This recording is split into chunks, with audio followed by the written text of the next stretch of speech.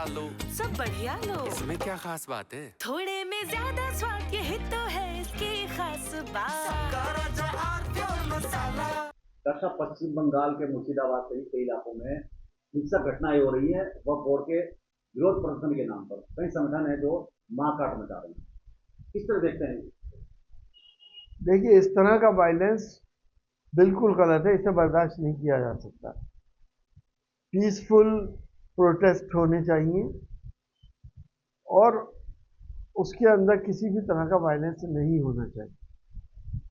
वक्फ board क्या जो कानून आया है, सरकार को भी ये सोचना चाहिए कि वो इस तरह के ऐसे कानून जिद में ना बनाए जिससे लोगों के ईमान के ऊपर असर आता हो। वक्फ एक धार्मिक संस्था है, लोग अब अपनी ज़मीनें वक्फ करते हैं और इसलिए करते हैं कि वो उसकी चैरिटी हो और क़यामत तक उनके मरने के बाद भी उसका सवाब उनको मिलता रहे, न कि इसलिए करते हैं कि सरकार उन पर कब्जा कर ले और अपने दोस्तों को दे दे। ये इन लोगों को भी सोचना चाहिए कि इन्होंने कानून बनाने में सारी अति कर रखी है।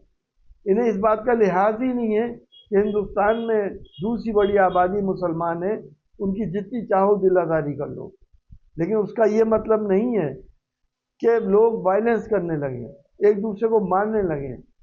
इसके अंदर ज़रूरत इस बात की है कि जहाँ जहाँ ऐसे वायलेंस हो रहे हैं वहाँ वहाँ फौज को इंतज़ाम को संभालना चाहिए और लोगों को एक कॉन्फिडेंस में लेना चाहिए। लोगों का पलायन रुकना चाहिए और उनकी हिफाजत होनी चाहिए। कुछ साल होगा सर, आप की पार्टी के सांसद हैं रामदास जो सुमन है, वो पिछले कई दिनों से चर्चाओं में भी हैं और अभी उनका नया बयान आ गया है। वो कह रहे हैं कि या तो करणी सेना और जो भाजपा भाग जाए, वरना हम मंदिरों के नीचे मत ढूंढना शुरू कर देंगे। देखिए, करणी सेना क्या है, ये तो भाजपा की कार्यकर्ता है और भाजपा इसको तूल दे रही है।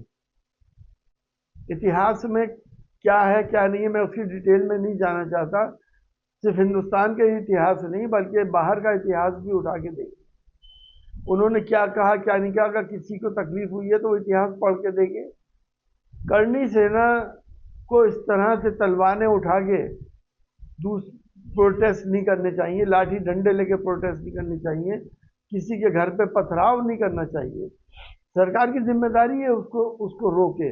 और इसमें कोई शक नहीं कि सम्राट अशोक ने 84,000 मठ बनवाए थे। वो उन तमाम मठों के ऊपर क्या हुआ और किस तरह से ख़त्म हो गए, तो दूसरे लोग भी तो यही कहेंगे कि हम भी मठ ढूंढेंगे। जिस तरह से मुग़लों ने या मुस्लिम शासकों ने बहुत सी जगहों पे मंदिर तोड़ के मस्जिदें बनवाई, उसी तरह से मठ को ख़त्म करके मंदिर बनवा दिए गए। मैं ये पूछता हूँ कि इन बातों से फ़ायदा क्या है? हम 300 साल पहले, 1000 साल पहले हिंदुस्तान को क्यों लेके जा रहे हैं? दुनिया इस वक्त कहाँ से कहाँ पहुँच गई है। 9 महीने से फंसी हुई सुनीता विलियम को स्पेस से वो वापस लेके आ रहे हैं दूसरी शटल में, और हम औरंगजेब की कब्रें उखाड़ रहे हैं। हमें अपना सेल्फ असेसमेंट करना चाहिए, देश को आगे बढ़ाना चाहिए। वो तमाम लोग जो देश में नफरतों की सौदागरी कर रहे हैं, एक न एक दिन ये एहसास सबको हो जाएगा कि उनके रिमोट हिंदुस्तान के दुश्मनों के हाथ में है, जो हिंदुस्तान को कमज़ोर करना चाहते हैं, जो हिंदुस्तान को आबादियों में बांटना चाहते हैं और बांटने के बाद हिंदुस्तान को कमज़ोर करना चाहते हैं ताकि हिंदुस्तान एक महाशक्ति ना बने। हम सब हिंदू, मुसलमान, सिख, ईसाइयों को इस बात को अब समझना चाहिए। सवाल और था, बाबा रामदेव ने रूह अफ़ज़ा को लेकर के जिहादी कहा कि ये जिहादी है, ये रूह अफ़ज़ा जो है ये मदरसों में पैसा जाता है, यहाँ जाता है। किस तरह देखते हैं बाबा रामदेव को? देखिए, असल में ये बाबा जितने हैं ना, ये अब होगा कारोबारी लोग। अपने एक प्रोडक्ट को इन्होंने बढ़ावा देने के लिए रूह अफ़ज़ा के ऊपर शुरू हो गए और शरबत जिहाद कर दिया उसका।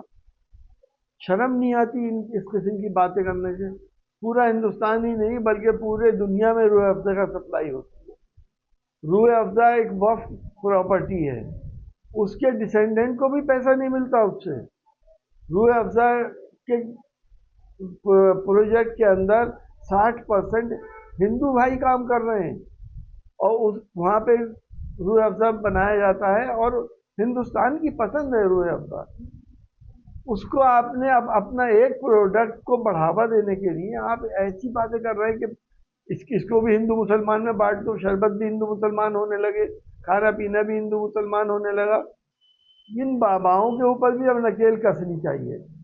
कोई बाबा हिंदू राज बना रहे हैं बैठे हुए, कोई बाबा हिंदू गांव बना रहे हैं बैठे हुए, कोई बाबा शरबतों को हिंदू मुसलमान कर रहे हैं। क्या तमाशा बना दिया हिंदुस्तान का, ये सरकारों को सोचना चाहिए। इन सबको प्रोत्साहन मिलता है सरकारी मशीनरी से। कुछ तो सस्ता लो, सब बढ़िया लो, इसमें क्या खास बात है? थोड़े में ज्यादा स्वाद, यही तो है इसकी खास बात।